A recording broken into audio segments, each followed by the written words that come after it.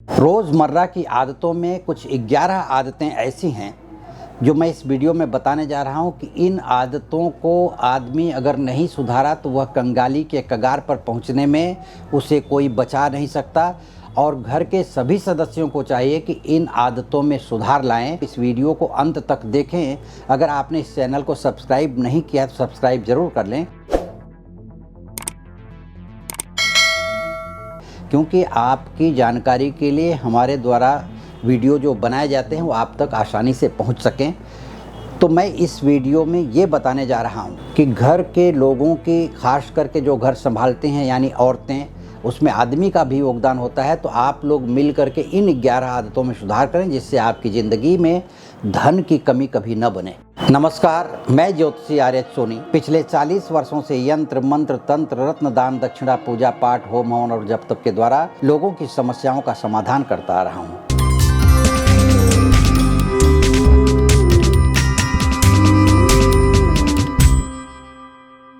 जब कभी भी किसी के घर में धन की कमी बनती है, यानी धन की आवक जो होती है वह घटने लगती है, खर्च बढ़ने लगता है, ऐसी स्थितियों में व्यक्ति को चाहिए कि अपने घर में ज्योतिष के माध्यम से जो ये मैं बताने जा रहा हूँ कुछ बातें, उनका ध्यान रखें कि कुछ वस्तुओं के सही जगह पर रखने से, कुछ वस्तुओं का सही स्थान बनाने से, कुछ कार्यों को सही समय पर करने से, किचन में कुछ ऐसी बातें होती हैं जो स्त्रियों को ध्यान देना चाहिए, उसे करने से ज़िंदगी में कभी भी कंगाली नहीं आएगी, बदहाली नहीं आएगी। अगर ये आप काम करते हैं, ये सुनने के बावजूद भी अगर इस पर आप ध्यान नहीं देते हैं तो आपको कंगाल बनने से कोई रोक नहीं सकता, क्योंकि ये इतनी साधारण सी बातें हैं कि इतना अगर आप नहीं कर पाएंगे तो धन की कामना करना ही जीवन में बेकार है। कि पहली आदत इस तरह से बनाइए कि कोई भी सूर्यास्त के बाद अगर दही मांगने आता है आपके यहाँ, तो दही किसी को उधार नहीं देना चाहिए।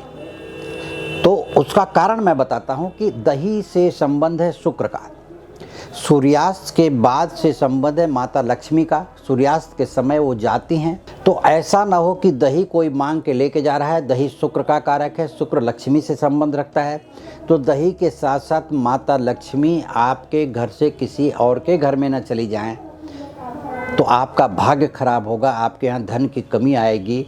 इन छोटी सी बात को ध्यान रख करके आप अपने जीवन में धन की कमी को रोक सकते हैं। दूसरी आदत है कि चकला और बेलन सिंक में बहुत देर तक छोड़ना नहीं चाहिए। तो चकला और बेलन शनि से संबंध रखते हैं और सिंक में हमेशा किसी न किसी बहाने पानी गिरता रहता है। तो शनि और चंद्र दोनों मिल करके, पानी चंद्रमा का कारक है और ये दोनों ही शनि के कारक हैं।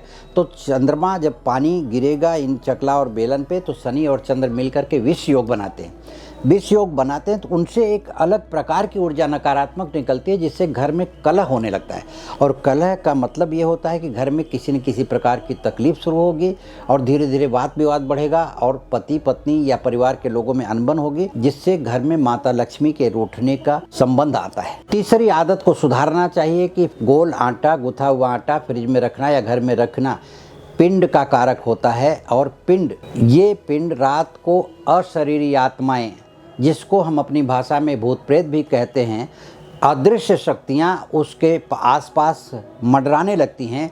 और होता क्या है कि घर में एक प्रकार का वातावरण नेगेटिव हो जाता है और फिर उससे बना हुआ खाना जब कोई खाता है, रोटी खाता है, तो उसके अंदर आलस्य आता है, बिला वजह का उसके अंदर नकारात्मक विचार आता है, काम पर जाने की इच्छा नहीं होती, आलसी की तरह से घर में पड़ा रहता है या एक दूसरे के बारे में गलत सोचने लगता है। चौथी आदत मैं आपको बता रहा हूँ कि घर का प्रमुख व्यक्ति, ये स्त्रियों को ध्यान देना चाहिए कि घर का प्रमुख व्यक्ति, चाहे वो आपका भाई हो, बेटा हो, बहन हो, कमाने वाला व्यक्ति जब घर से बाहर निकल रहा है तो खाली पेट ना निकले, कुछ न कुछ खा करके ज़रूर निकले।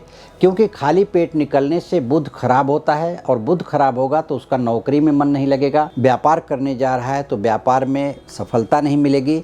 इस कारण से उसका पूरा दिन खराब होगा और दिन खराब होगा तो आने के बाद में घर में चिड़चिड़ापन पैदा होगा, नकारात्मकता आएगी और धन की कमी तो बनी ही रहेगी।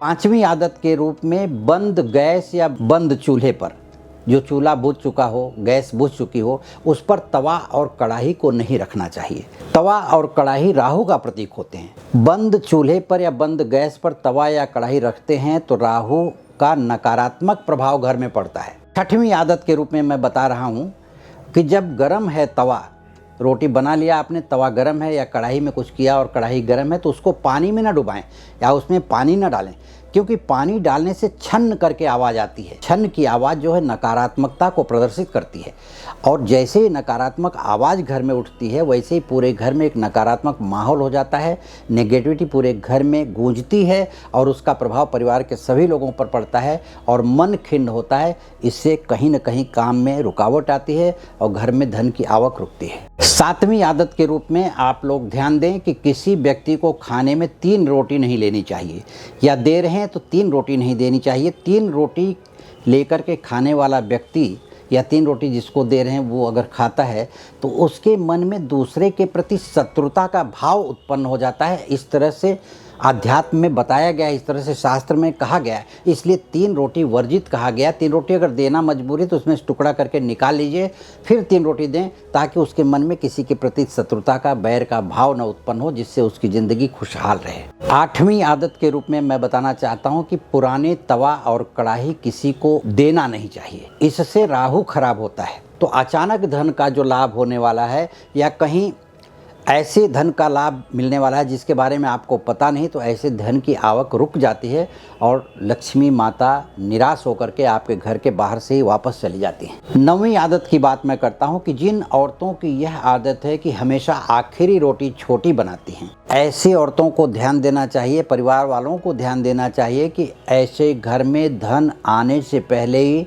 धन के जाने का रास्ता बन जाता है, और धन जाता है फिर धन आता है, फिर वो कर्ज के रूप में दिया जाता है। इस तरह से घर में कभी भी बरकत नहीं होती, इसलिए आखिरी रोटी कभी छोटी न बनाएं। 10वीं आदत के रूप में मैं बताना चाहता हूँ कि शाम के वक्त पूजा में घंटी और शंख नहीं बजाना चाहिए।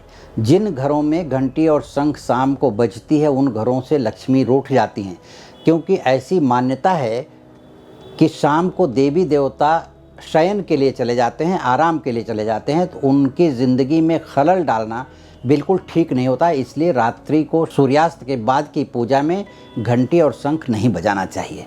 11वीं आदत के रूप में मैं बताना चाहता हूं जो सुधार करना चाहिए व्यक्ति को। हर आदमी को ये चाहिए कि झाड़ू, जो लक्ष्मी माता का प्रतीक होती है, तो झाड़ू को या पोंछा कभी भी घर में ऐसे स्थान पर नहीं रखना चाहिए जो खुला हुआ। कहते हैं कि लक्ष्मी को छुपा करके रखना चाहिए, तो वह लक्ष्मी का रूप है, तो उन्हें ऐसी जगह पे रखें कि जहाँ छुपाया जा सके, जहाँ सबकी दृष्टि न पड़े। जब ज़रूरत हो तब वहाँ से निकालें और उनसे काम लें और फिर उनको यथास्थान पर रख दें, क्योंकि ऐसा करने से माँ लक्ष्मी नाराज होती हैं और घर से लक्ष्मी रूठ जाती हैं। इन अलग अलग 11 आदतों के बारे में जो मैंने बताया है, यह बहुत ही आसान बात है। इस आदत को अगर आप अपने जीवन में उतारते हैं तो जिसके लिए आप परिश्रम कर रहे हैं, जिसके लिए पूरा परिवार दर दर की ठोकरें भी खा रहा है या मेहनत करके कमा भी रहा है लेकिन पूरा नहीं हो रहा है, बरकत नहीं हो रही, या जिसके घर भगवान की कृपा से लक्ष्मी आ रही हैं, उनके घर न करे भगवान की कभी लक्ष्मी रूठें, तो ऐसी सभी बातों को अपना करके, इन 11 आदतों को अपना करके आप लक्ष्मी माता को अपने घर में स्थिर कर सकते हैं, ताकि आने वाली ज़िंदगी में आपका पूरा परिवार खुशहाल रह सके। जन्म कुंडली का विश्लेषण करवाने के लिए या मुझसे व्यक्तिगत रूप से संपर्क करने के लिए इस वीडियो के नीचे दिए गए लिंक पर क्लिक करें तथा इस वीडियो को लाइक करें, शेयर करें, सब्सक्राइब करें। आपके मन में कोई विचार हो तो कमेंट बॉक्स में मुझे लिख करके भेज दें, ताकि मैं उसका समाधान आपको दे सकूं। नमस्कार, धन्यवाद।